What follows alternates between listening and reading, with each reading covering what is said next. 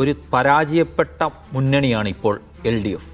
ആ മുന്നണിക്ക് കുതിച്ച് മുന്നോട്ട് വരണമെങ്കിൽ അവിടെ ഐക്യമുണ്ട് എന്ന് നിരന്തരം ബോധ്യപ്പെടുത്തണം. കഴിഞ്ഞ 10 വർഷം UDFിന് മുന്നിലുണ്ടായിരുന്ന വെല്ലുവിളി അങ്ങനെയാണ്.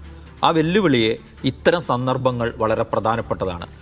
നിയമസഭാ ദിവസങ്ങളിലെ വാർത്താ സമ്മേളനങ്ങളിൽ UDF എപ്പോഴും വരിക അവരുടെ കക്ഷി നേതാക്കൾ ഒരുമിച്ചാണ്.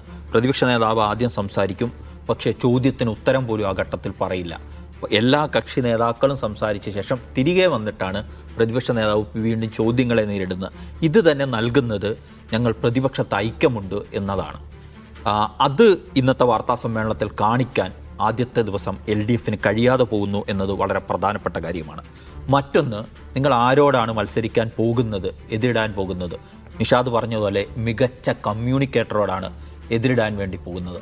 അവിടെ ഈ രീതി പോരാ. അതിന് ഞാൻ മുമ്പ് പ്രതിപക്ഷത്തായിരുന്ന ഇപ്പോഴത്തെ ഭരണപക്ഷത്ത് നിന്ന് തന്നെ ഒരു ഉദാഹരണം പറയാം.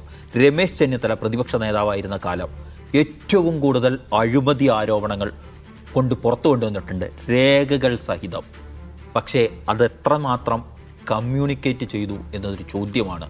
അവിടെ ഭരണത്തിലേക്ക് തിരികെ കൊണ്ടുവരാൻ രമേശ് ചെന്നിത്തലയ്ക്ക് പലവിധ കാരണങ്ങൾ കൊണ്ട് കഴിയാതെ പോയി.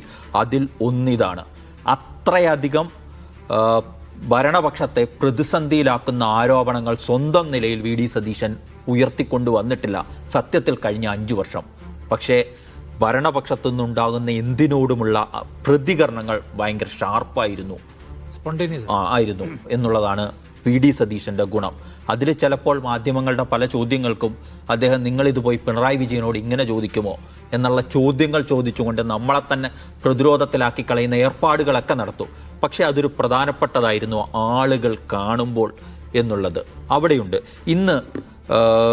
ഇന്നത്തെ നയപ്രഖ്യാപനത്തിന് ശേഷം പിണറായി വിജയൻ പറയുന്ന ഘട്ടത്തിൽ അദ്ദേഹം പറയുന്നുണ്ട്, ഒരു സർക്കാരിൻ്റെ ആരംഭം എന്ന ഘട്ടത്തിൽ ഈ സന്ദർഭത്തിൽ നയപ്രഖ്യാപന പ്രസംഗത്തെ നിശിതമായി വിമർശനത്തിന് മുതിരുന്നില്ല. ആദ്യഘട്ടത്തിൽ സർക്കാരിൻ്റെ പ്രവർത്തനങ്ങളെ നിരീക്ഷിക്കുകയാണ് ഞങ്ങൾ ഉദ്ദേശിക്കുന്നത്. അതൊരു കൂളിംഗ് ടൈം ഭരണപക്ഷത്തിന് ഞങ്ങൾ നൽകുന്നു എന്ന് പറഞ്ഞു വെക്കുന്നു. പക്ഷേ എന്നിട്ട് അദ്ദേഹം പറയുന്നു നയരാഹിത്യമായിരുന്നു എന്ന വിമർശനങ്ങൾ ഉന്നയിക്കുന്നു. അതിന് സതീശൻ വന്നിട്ട് വളരെ കൂളായിട്ട് കഴിഞ്ഞ സർക്കാരിൻ്റെ നയമല്ല ഞങ്ങളുടെ നയം കേട്ടോ എന്ന് പറയുന്ന രീതിയിൽ മറുപടി പറഞ്ഞതോടുകൂടി ആ പറഞ്ഞു വെച്ചതിനെ തന്നെ ഇല്ലാതാക്കി. ഇവിടെയാണ് പ്രശ്നം. ആരാണ് നിൽക്കുന്നത്? ഇൻസ്റ്റഗ്രാമിൽ ഇപ്പോൾ പൂക്കി മുഖ്യമന്ത്രിയായി കഴിഞ്ഞിരിക്കുന്ന സതീശനോട് നിങ്ങൾ പോയിട്ട് അടിക്കുമ്പോൾ ആ പ്രഹരശേഷി ഉണ്ടാവണം.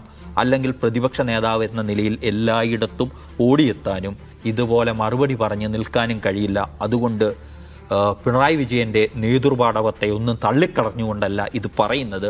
പക്ഷേ ഒരു അസാധാരണമായ പ്രതിസന്ധിയിൽ ഇടതുപക്ഷം നിൽക്കുമ്പോൾ, LDF നിൽക്കുമ്പോൾ കുറച്ച് കരുത്തുറ്റ കൂട്ടായ നേതൃത്വമാണ് പ്രതിപക്ഷത്ത് വേണ്ടത് എന്നാണ് ഞാൻ ധരിക്കുന്നത്.